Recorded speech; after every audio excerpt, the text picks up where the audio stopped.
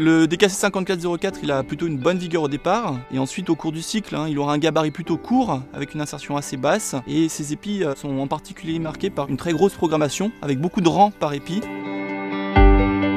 Alors en ce qui concerne la stabilité de cet hybride, on a également le label DK Optimo, ce qui en fait un hybride très stable, donc même quand les conditions sont un peu difficiles au cours de l'été, cela va permettre de garder sa stabilité d'épi en épi et donc sécuriser sa performance.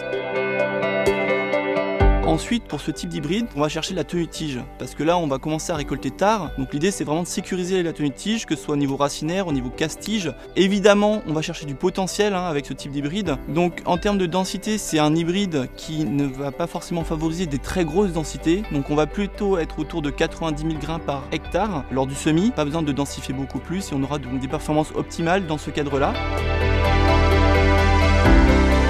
Il y a un point qui est aussi important pour cet hybride, c'est notamment sa dessiccation. Alors aujourd'hui sur les maïs tardifs, l'idée c'est de récolter le plus sec possible pour avoir le gain économique le plus important. Et c'est un maïs qui a cette qualité de pouvoir aller chercher donc des points d'humidité, de la dessiccation, et ce qui en fait un plus pour ce type d'hybride. Deux points essentiels pour moi, déjà la qualité de cycle à la fin, vraiment la sécurité, parce qu'on sait que vous récoltez dans des conditions qui sont parfois difficiles, donc avec cet hybride, vous allez réussir à le récolter dans de bonnes conditions parce qu'il a une très bonne tenue de tige. Et le deuxième point, sécuriser le résultat économique avec sa dessiccation, puisque bien sûr la performance on l'aura, c'est sûr, cette génétique hybride est de qualité, mais en plus avec cette dessiccation, vous allez avoir un gain supplémentaire qui sera apporté par le DKC 5404.